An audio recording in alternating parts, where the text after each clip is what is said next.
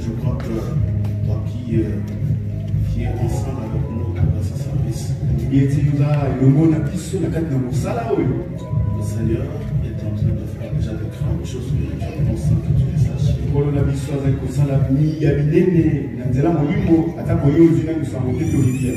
À chaque fois, j'ai des messages, j'ai des songes de la part de Dieu qui prouvent que Dieu est là avec nous.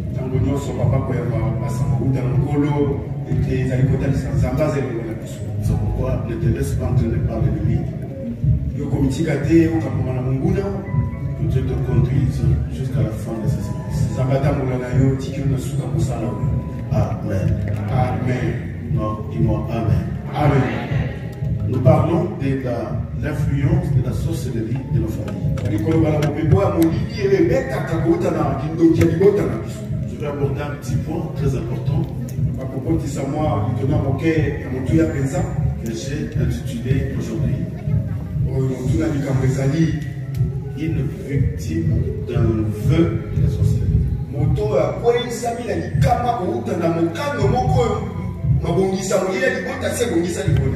Le vœu de la sorcellerie.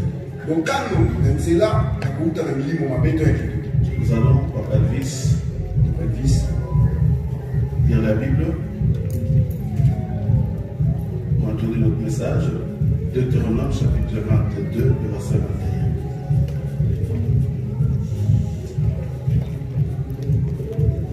21. Deutéronome, le verset 23 plutôt. Deutéronome 23, 21. Si l'on peut se lever pour la gloire du Seigneur. Je lis la parole de Dieu dans le livre de Deutéronome, chapitre 23, au verset 21, au nom de Jésus-Christ. Amen. Si tu fais un vœu à l'Éternel, ton Dieu, tu ne tarderas point à l'accomplir, car l'Éternel, ton Dieu, t'en demandera compte, et tu te chargerais d'un péché. Parole du Seigneur. Recommençons. C'est notre verset de base. Si tu fais un vœu à l'Éternel, ton Dieu, tu ne tarderas point à l'accomplir, car l'Éternel, ton Dieu, t'en demandera compte, et tu te chargerais d'un péché. Parole du Seigneur. Amen. Parole du Seigneur. Amen. Que le Seigneur bénisse sa parole. Amen. Et est-ce qu'on est ensemble? Sois bien, ne sois pas distrait. J'insiste encore, nous sommes en plein service. C'est dans de tels services que Dieu visite son peuple. Dans de tels services que nous trouvions la solution à nos problèmes. C'est dans de tels services que nous avions des solutions ou des réponses à nos problèmes. Des réponses à nos questions. Voilà pourquoi quand Dieu nous donne de tels services, il faut en profiter. Amen. Amen. Je vais aller rapidement. Je t'invite le mardi et le jeudi dans la prière. Ainsi qu'à minuit, chaque minuit à la radio pour la prière. Parce que souvent le dimanche on n'a pas le temps de prier. Voilà pourquoi nous nous contentons tout simplement d'avoir la connaissance au travers de l'enseignement. Et qui va nous ramener dans la prière le mardi et le jeudi. Ainsi que chaque minute à la radio. Je parle d'une victime d'un vœu de la sorcellerie.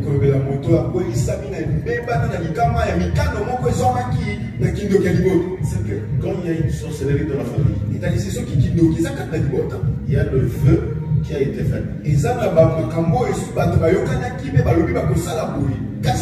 se réunissent, ils font des vœux. Ils disent voilà, si je vous me donnez ça, je vais vous donner ça. Mais pendant qu'ils sont en train de faire ces vœux-là, la victime est absente. Parce que celui qui est victime n'est pas présent quand on conclut le vœu. Et c'est ça d'ailleurs la dangerosité des vœux.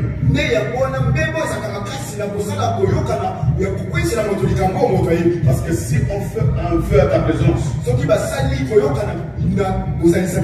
tu peux discuter, tu peux refuser. Mais le vœu est fait à l'absence de la personne.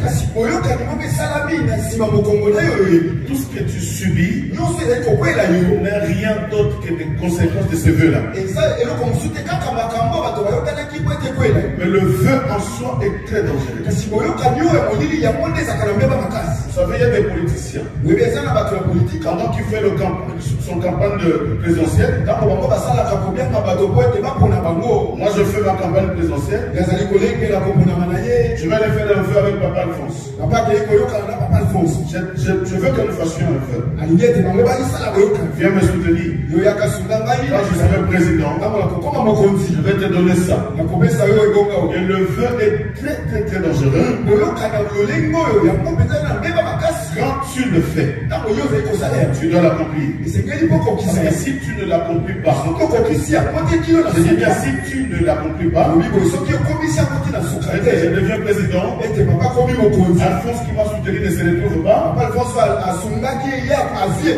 Ça c'est lui qui devient le maire. C'est lui qui se met en opposition. Il va tout faire pour me détruire. Parce qu'il m'a soutenu. Mais j'ai fait un vœu que je n'ai pas réalisé. Le vœu que je n'ai pas accompli. C'est pourquoi Dieu insiste à Moïse sur le vœu. Il dit Moïse, tu diras mon peuple. Si quelqu'un fait un vœu, ne tarde pas à l'accomplir. Sinon tu te chargeras d'un péché. Quand tu fais le vœu, tu es seul. Mais si tu ne l'accomplis pas, cela devient un péché. Et Dieu te charge d'un péché.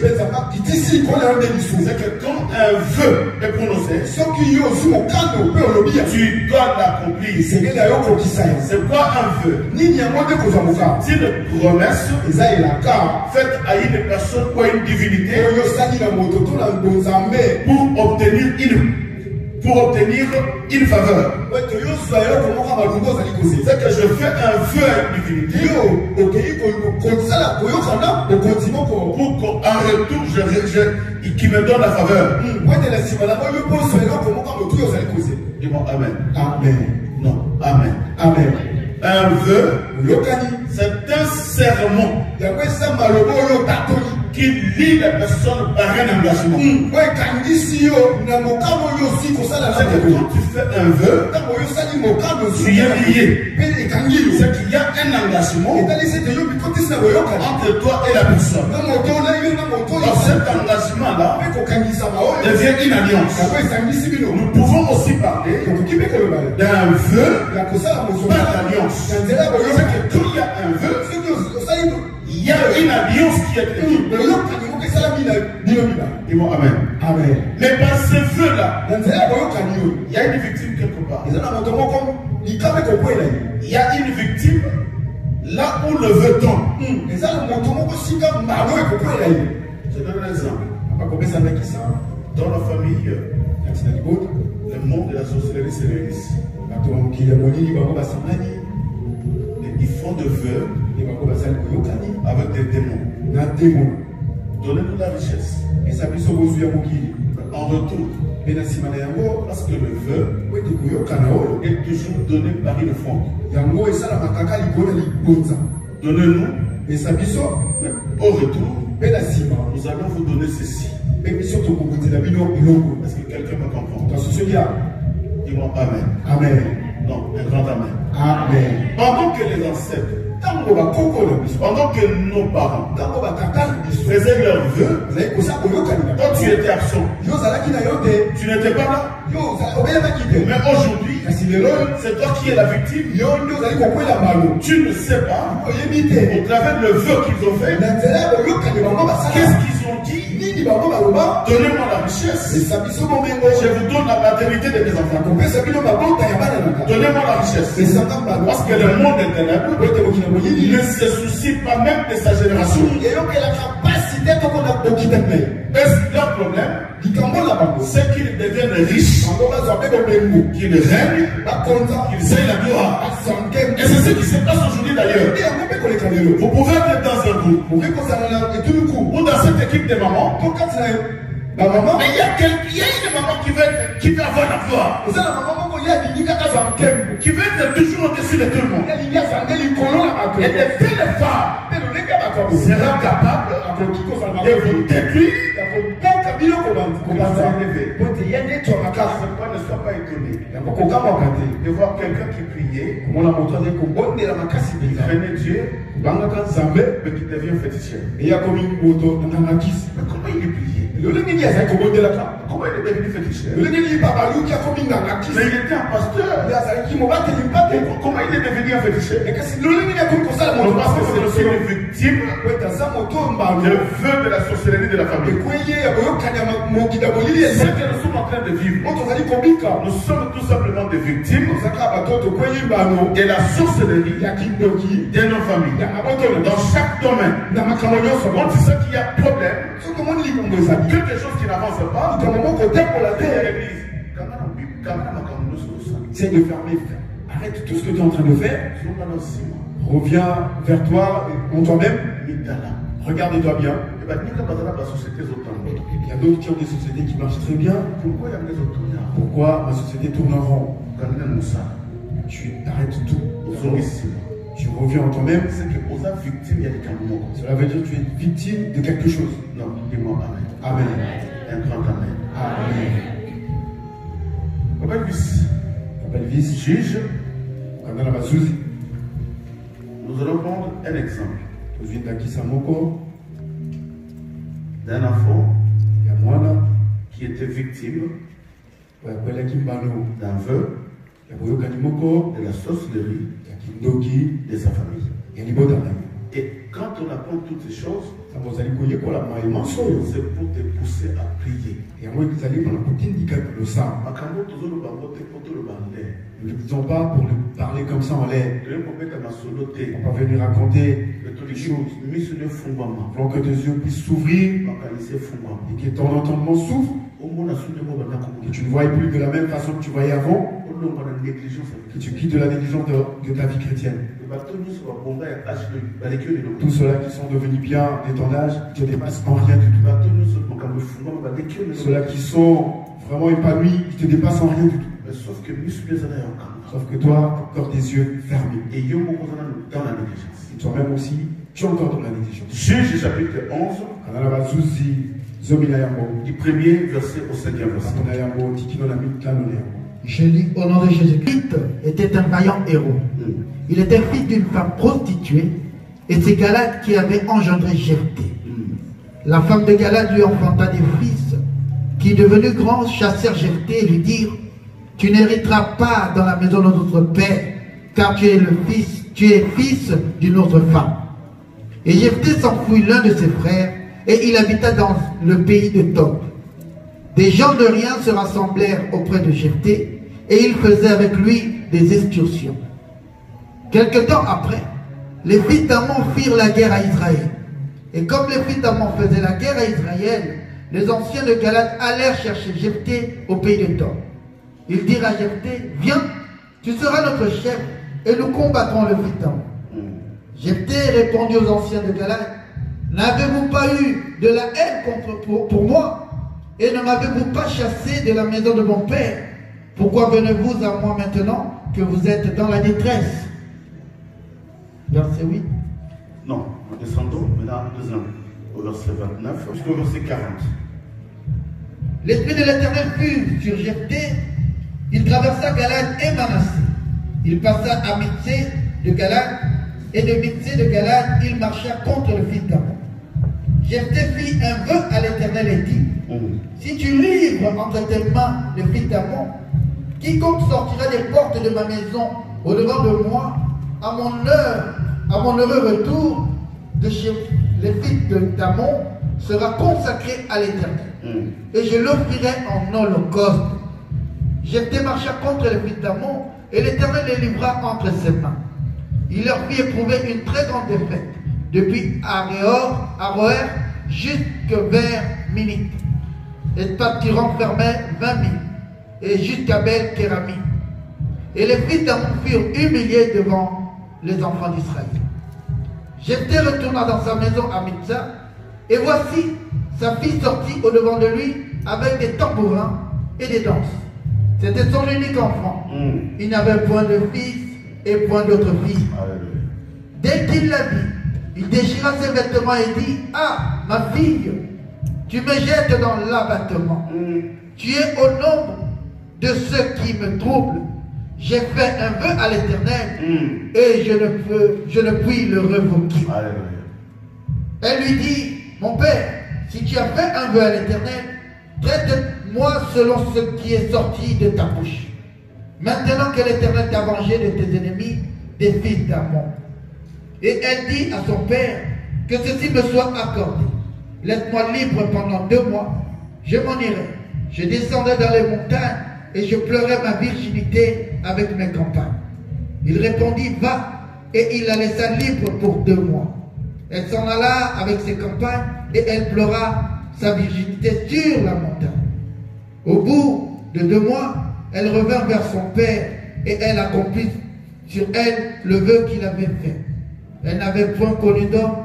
Dès lors s'établit en Israël la coutume que tous les ans, les filles d'Israël s'en vont célébrer la vie de Jephthé, le Galadite, 4 jours par année. Parole du Seigneur. Amen. Non, parole du Seigneur. Amen. Parole du Seigneur. Amen. Suis-moi bien, je vais parler pendant quelques minutes seulement, si Dieu le veut. Ça, c'est l'histoire d'un homme qu'on appelait Jephthé. Qui était né comme étant le fils de Canaan. Jephthé a grandi. Jephthé a eu une fille. La Bible parle d'une fille unique. C'est pourquoi toi qui as un enfant, il faut à tout moment que cet enfant devienne un objet de sacrifice. Parce que ça, c'est déjà une vie de limitation. Et c'est ce qui s'est passé dans la vie de Jephthé. Jephthé a eu un seul enfant. Une seule fille unique. Et la Bible dit que cette fille n'était pas n'importe qui. C'était un enfant qui avait de la valeur. Un enfant qui était vierge. Qui avait tellement de qualités. Mais écoutez son père un jour, qui était chassé de Galade par ses propres frères. Un jour, ils ont compris que Jephthé était un vaillant héros. Allons le chercher. Parce que nous avons le combat. Ils sont allés chercher Jephthé. Jephthé qui vient, il dira à Jephthé: viens, tu vas régner sur nous. Et tu vas combattre pour nous. Mais écoutez ce que Jephthé va faire. Jephthé va aller chez les anciens en Galade. Le vieillard de Galade. C'est que ça, c'est une réunion. Parce que j'avais dit que nous allons contextualiser la parole par rapport à notre thème. Spirituellement, Jephthé est allé consulter des vaillants. Il est allé consulter des vieillards, des sorciers. Il va faire un vœu. Ils sont venus me chercher. Je dois aller combattre. Maintenant, pour combattre, il faut que vous me donniez la force pour aller combattre. Mais je veux faire un vœu. Si vous me donnez la force et que je veux gagner la bataille, je vous donnerai toute chose sortira de ma maison. Moi, je vais retourner chez moi. Pendant qu'il a envie de faire ce vœu, sa fille n'est pas là. il est en train de faire ses vœux. Il y a personne de sa famille. Il a fait une alliance. Par cette alliance-là, chaque vœu est conclu par une offrande. Suis-moi bien. Là-bas, il y a quelque chose de très très important, papa. Il va dire tout vœu que tu peux faire, que ce soit corporellement, que ce soit spirituellement, que ce soit nuitamment. Quand on fait des vœux, cela s'accompagne toujours avec l'offrande d'un vœu. Luc 22, nous allons dire ça pour non, Lévitique 22 plutôt. Le verset 18, on descend, je crois, jusqu'au verset 19. Pour voir réellement, parce que c'est que nous disons sur l'offrande d'un vœu. C'est que l'offrande est accompagnée par un vœu. Lévitique 22, 18. J'ai lu au nom de Jésus-Christ. Amen. Parle à Aaron et à ses fils et à tous les enfants d'Israël. Et tu leur diras, tout homme de la maison d'Israël ou des étrangers en Israël qui offrira en holocauste à l'Éternel, soit pour l'accomplissement d'un vœu,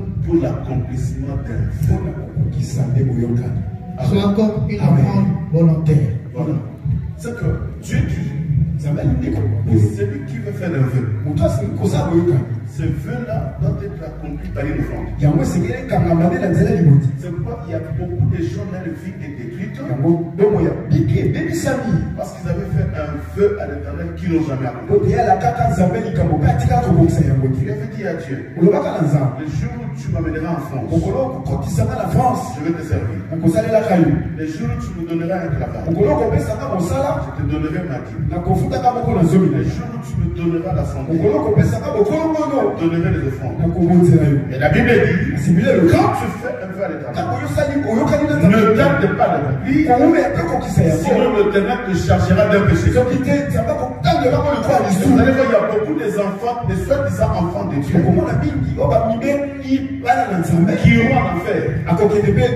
C'est pas parce qu'ils ne commettent pas de publicité. C'est pas parce qu'ils volent. Non, c'est parce qu'il avait fait un vœu qu'il n'a pas accompli. Et ce vœu-là est devenu un péché. Voilà combien nous péchons. Quand tu n'as pas un travail, tu pries à Dieu. Seigneur, donne-moi cette place. Mais le jour où tu me donneras, Seigneur, je te servirai. Tu as fait un vœu à Dieu. Et Dieu, par sa miséricorde, il te donne un travail. Par sa miséricorde, il te donne un mariage. Par sa miséricorde, il te donne des enfants. Mais au retour, le vœu que tu avais fait, tu ne l'accomplis pas. Voilà pourquoi Dieu dit, quand tu fais un vœu à l'Éternel, ne tarde pas à l'accomplir. Si tu ne l'accomplis pas, il te cherche d'un péché. Voilà pourquoi Jephthé, pendant qu'il est en train de faire le vœu, sa fille n'est pas là. Mais il fait un vœu pour qu'il devienne victorieux. C'est que chaque vœu est accompagné par une offrande. Et Jephthé est obligé de donner une offrande pour le vœu qu'il a fait. Mais quand Dieu lui a donné la victoire, maintenant il était obligé d'accomplir ses vœux. Voilà pourquoi le monde est ténèbres. Nos ancêtres et nos parents sont allés chercher la gloire.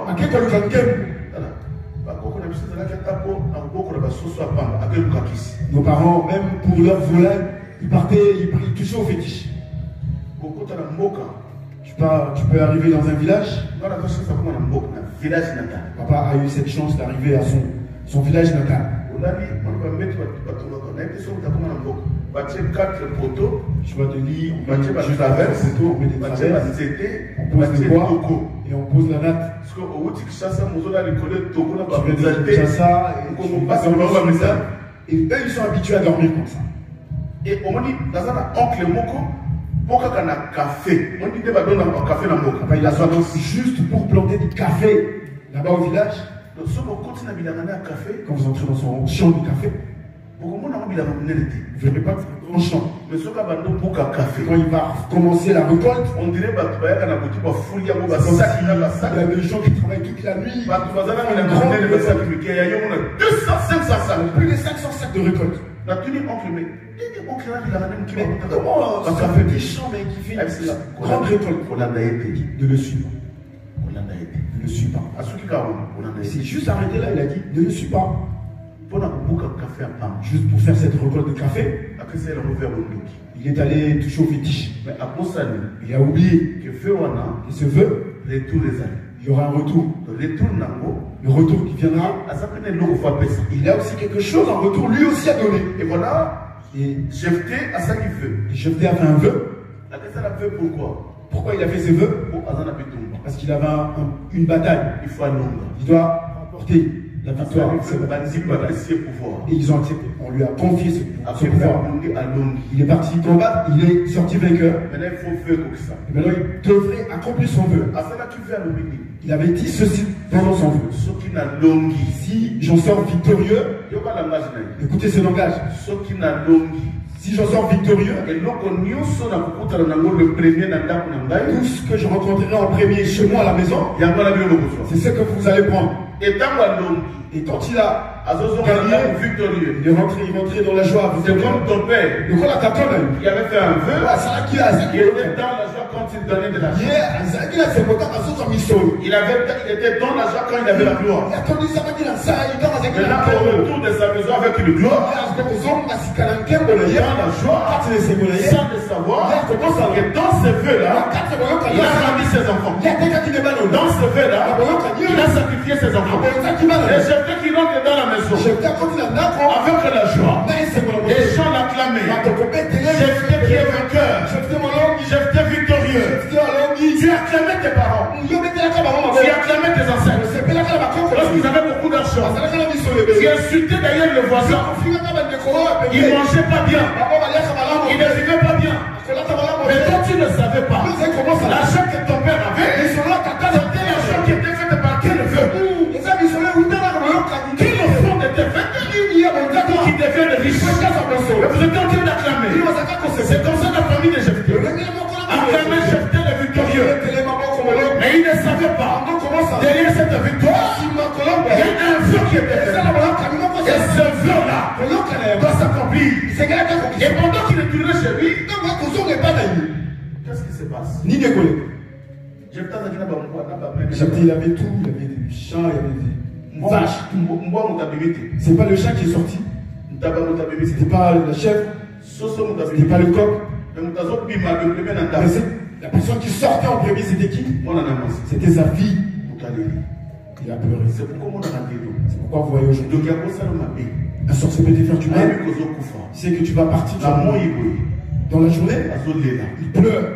Là aussi, de douleur. Parce qu'il te voit. Il n'a plus rien à faire.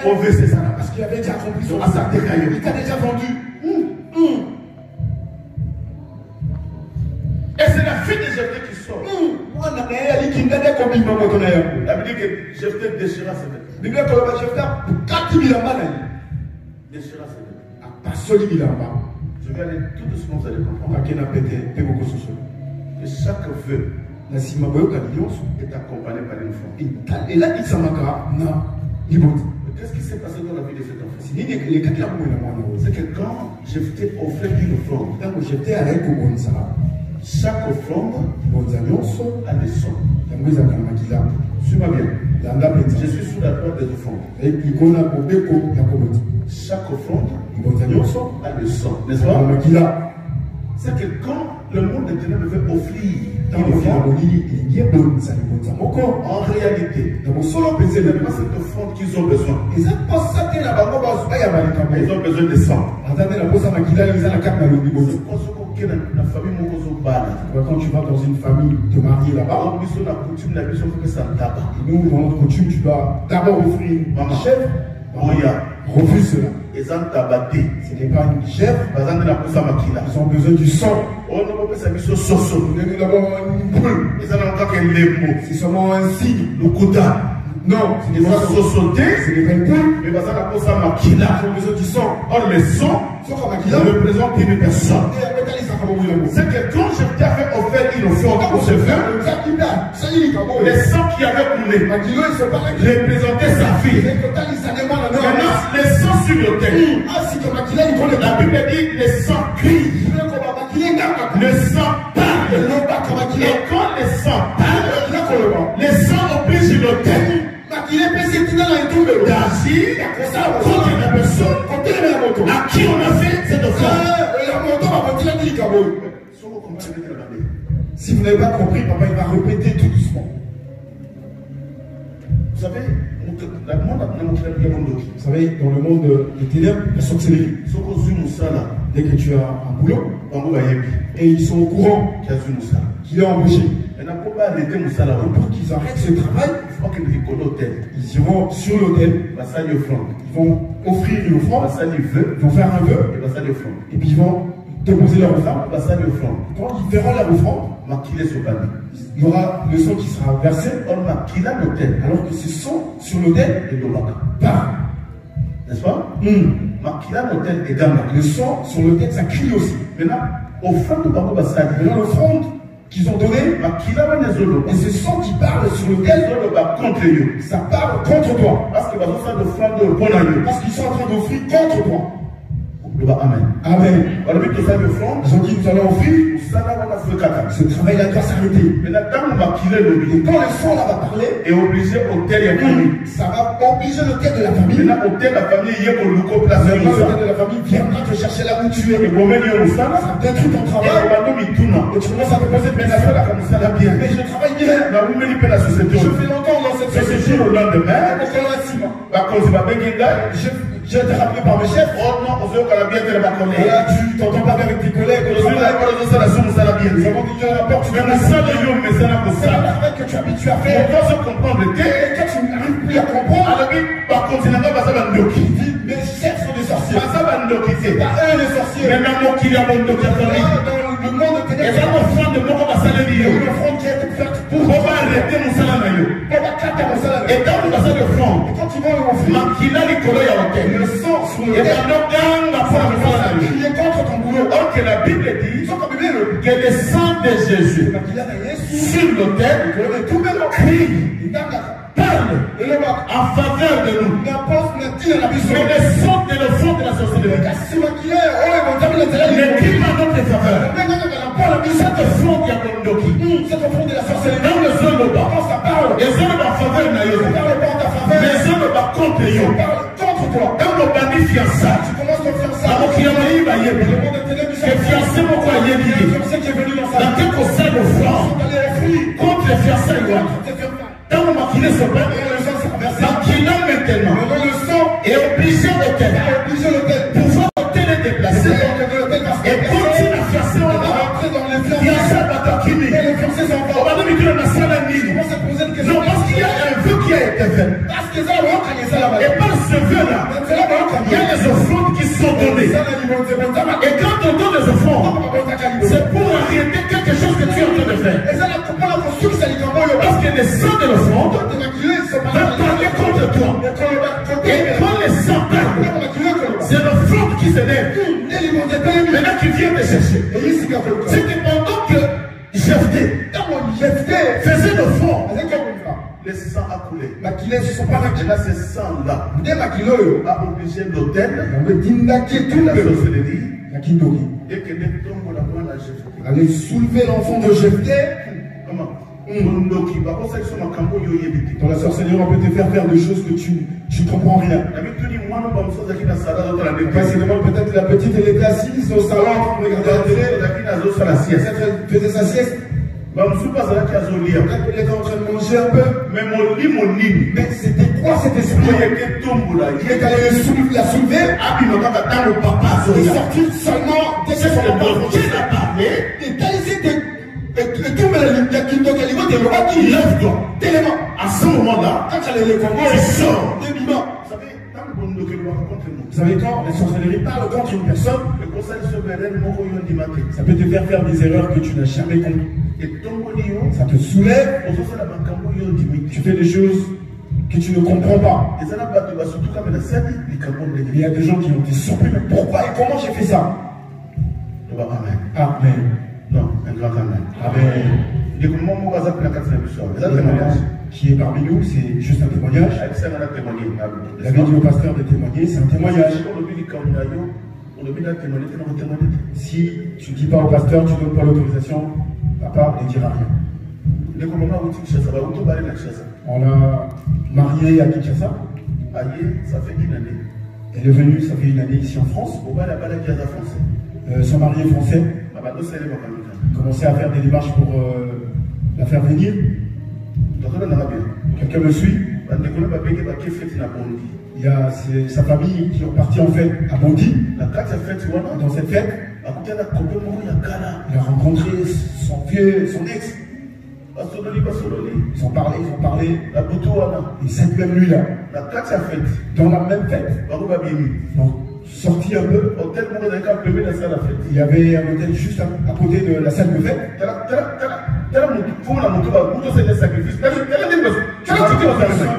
Tu vois comment on est en train de la soulever et l'emmener quelque part?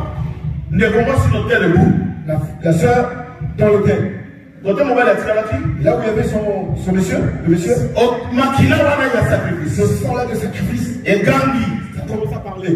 Et Gandhi, ça criait. Le frère était resté à la maison. Comme c'est déjà 2h, 3h, je vais aller chercher. Le frère a pris sa voiture. C'était devant le parking de l'hôtel. Parce que la salle est en face. Et que le frère carré sa voiture. Fermé ses portières. Il a vu sa femme sortir avec le monsieur. La main dessus. Mais déçu. Ils étaient collés. Le frère il a fermé ses yeux. Il a dit est-ce que c'est elle ou pas? Est-ce que c'est elle?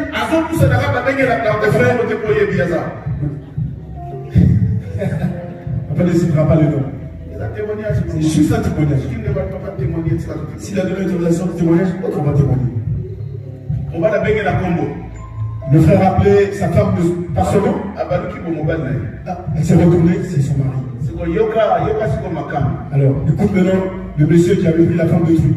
Mais c'est allons-y. Le monsieur, l'homme, il est resté ébahi comme la il dit, mais est-ce que je suis en train de voir, de rêver ou quoi? Il est suivi derrière. Monsieur, qui es-tu? Yozanan. Voilà, Yomi.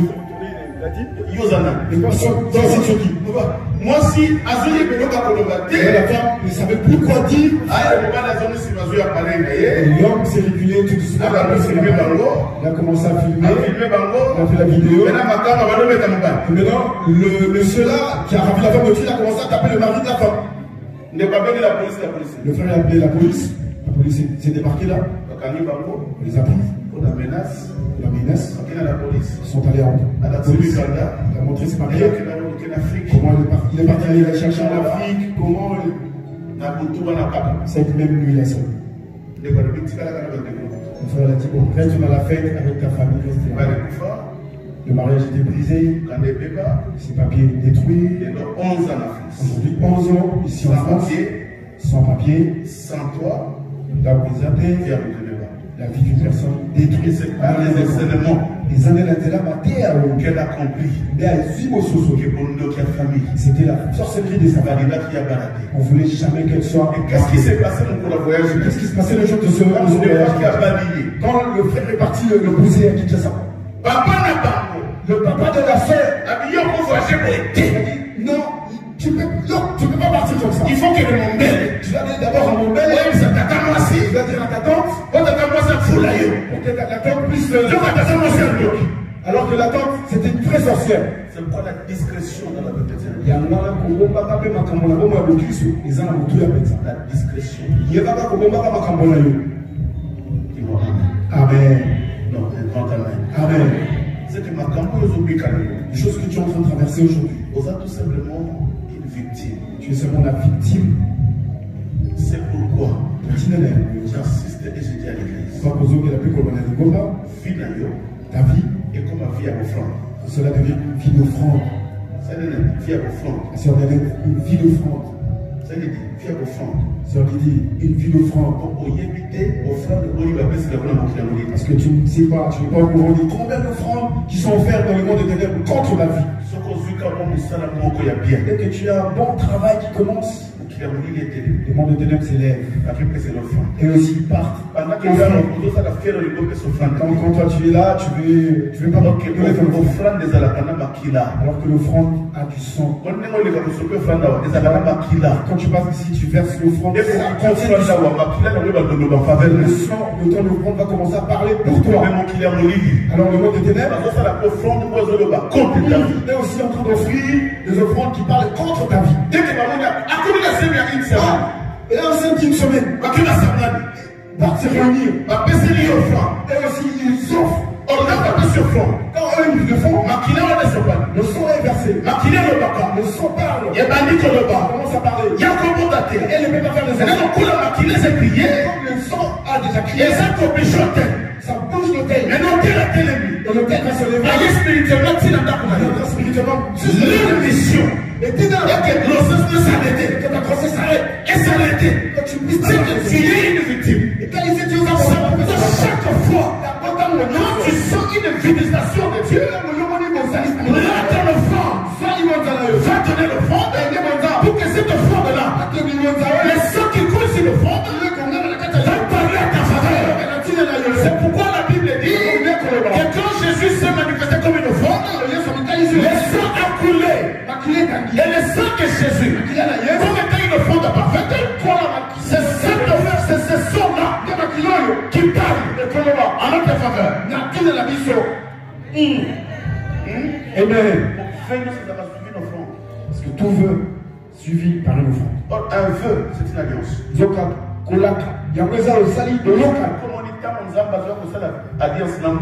Quand Dieu vient faire l'alliance avec une personne, il faudrait que cette alliance soit conclue par le sang. Il fallait que Jésus monte sur la croix. C'est là qu'il y a sur une offrande parfaite. Quand le sang va couler, même si le monde des ténèbres vient de combattre, le sang de l'offrande de Jésus pardonnera. Voilà pourquoi notre vie doit devenir une vie de offrande. C'est pour la vie d'offrande. C'est que tant que l'église, quand tu te lèves le matin, vie en prier. Parce que tu n'es pas au courant de combien d'offrandes a été déjà donné contre ta vie, même pour tes enfants. Tu donnes, papa, donne les offrandes. Maman, au-delà de la qui, maman, offrande pour la banque. Au-delà de la qui, offrande pour mes enfants, pour mon travail, pour ma famille, pour la santé, pour mon avenir, pour Yoyébité. Est-ce que tu n'es pas au courant? Offrande de l'universal, qu'est-ce qui a été offert là-bas dans le monde de Dieu? Pour que ta vie soit délivrée. Il faut pas même offrande. Et il doit aussi offrir. Dans l'hôtel là-bas, moi, hôtel. Dans l'offrande de Pisopi Makila. Quand l'offrande versera le sang, Makila m'a dit qu'on contre toi. Commencera à crier contre ta vie. Et quand vous offrez des organes, le sang commence à crier. Les cris de l'offrande oblige l'hôtel à s'élever. Et tu verras une vie compliquée. Une vie compliquée. Parce que chaque fois, il y a des offrandes qui sont données contre toi. Contre ta famille. Pasteur, maman, non, la sorcellerie existe. Ça existe. Le moment où on papa, ce soir, un crédit à l'État. Il y a un frère qui a dit papa, nous avons eu un crédit pour acheter une maison à Meaux. Ça fait 22 ans que vous avez un crédit. Ça fait 22 ans que nous payons ce crédit. Est-ce que vous pouvez là? Est-ce qu'il y a quelqu'un qui suit? Les hommes comme ça, ceux qui vont bien mettre cela, on va bien dans le cas. Il y a d'autres choses quand tu racontes à quelqu'un, il ne va pas te croire, il dit non, ça c'est pas vrai. Il faut à chaque fin du mois. Ils payent cette maison chaque fin du mois. Ils n'ont pas de dette. Papa insiste que la sorcellerie existe. Ils ont envie de s'y débarquer chez eux. Vous devez quitter la maison. Comment nous devons partir d'ici? Ça fait 22 ans que ça. Ça fait 22 ans que nous habitons cette maison. Nos enfants grandissent ici. Nous payons. Dis non, vous ne payez pas. Non, mais monsieur, tu fous. Oui, si monsieur, nous payons. Mais vous payez comment? Montrez-nous les preuves. Papa, ils n'ont pas de prélèvement. C'est pas un prélèvement Ils ont pris des relevés bancaires. Il n'y a aucun prélèvement pour payer cette dette de la maison. Mais pour eux, ça passe toujours. Il n'y a aucun prélèvement. Il les a montré des courriers, ça fait 10 ans. Et ils ne reçoivent jamais de courrier là. Aujourd'hui là, cette famille est dehors. Dehors. 4 enfants. Dehors. La sorcellerie. Le monde est même capable de tout. Ils ont dit, nous avons caché notre maison. Comment nous t'en Tout ce que tu fais, si tu comprends la situation, est-ce que Seigneur, j'ai commencé à construire au pays. Seigneur, j'ai fini mon premier étage.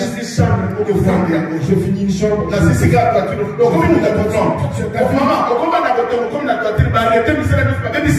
Tu peux commencer à construire et le chantier ne s'arrête. Le monde est capable de tout. Il y a d'autres offrandes là. Vous imaginez pour détruire ta vie, eux aussi doivent faire les offrandes. C'est la loi de Dieu. Yango, ils allaient mon bégo. Donc ça va nous aussi. Yango, à chaque fois, nous devons avoir une vie des offrandes.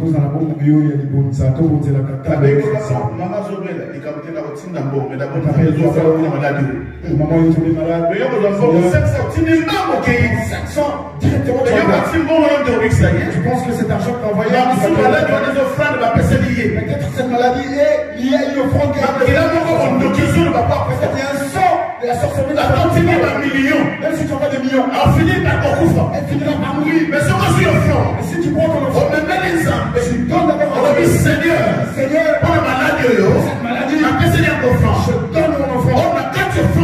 Ton offrande, le sang existe. C'est la sorcellerie. Le sang qui est dans l'offrande. En faveur de ta maman. C'est pas $500.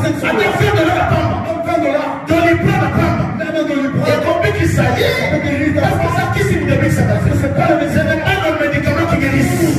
Ni le médecin, mais ceux qui guérissent, c'est l'offrande qui est Jésus. Voilà pourquoi il a venu Jésus le guérisseur. Alléluia. Une vie des enfants. On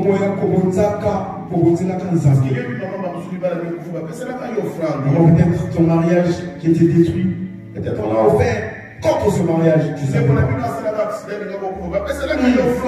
frère qui a fait un accident, qui a failli mourir, il y a eu une offrande contre sa vie. Mais écoutez ce que Dieu dit. C'est lui qui donnera la dîme. Je le bénirai. Et je menacerai le défunt. C'est que tant que c'est dîme, quand tu donnes et comme tu donnes l'offrande pour le ça devient comme une offrande pour ton travail. Maintenant, ceux qui dévoraient la zana, c'est qui le dévore?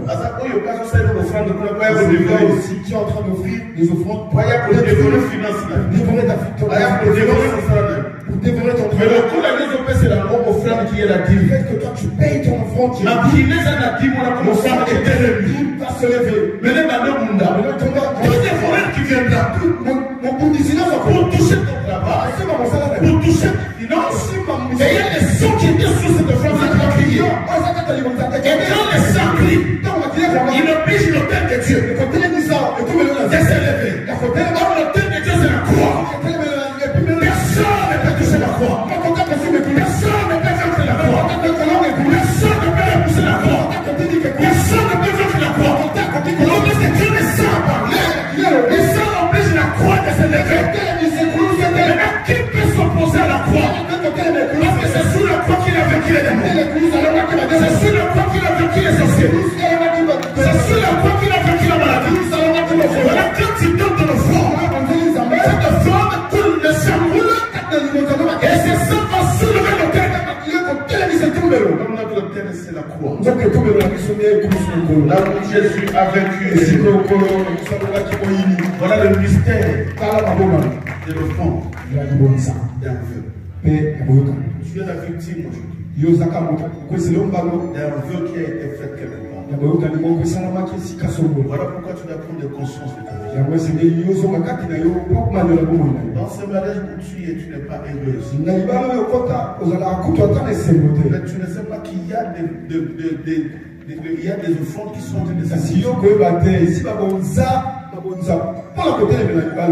comprendre qu'il y a des problèmes répétés, des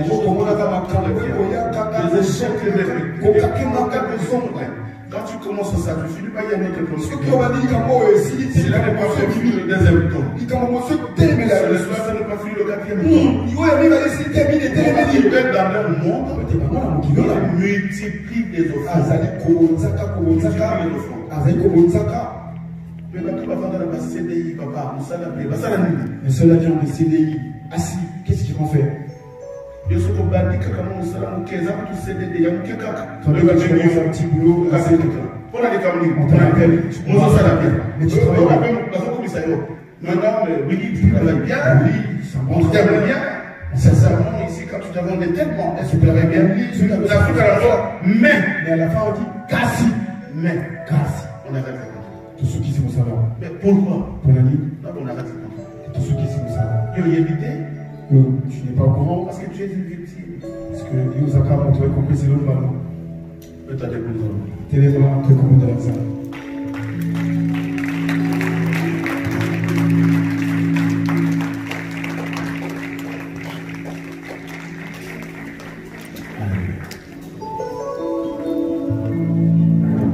Nous entendons un cantique. Nous allons plonger dans la prière, nous allons remercier le Seigneur.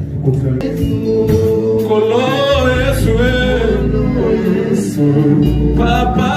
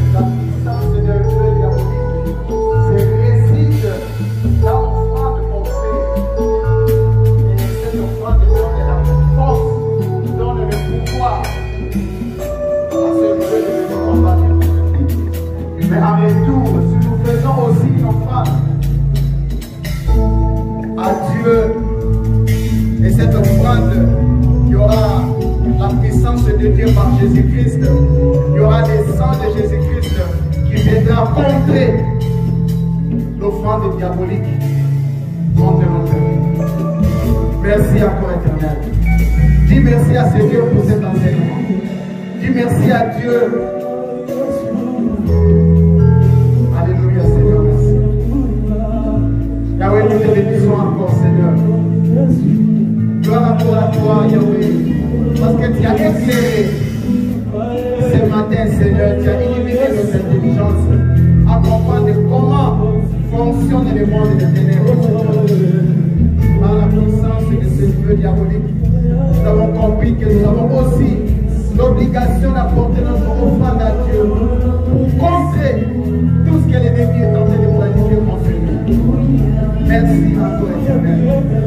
Nous te bénissons pour cela.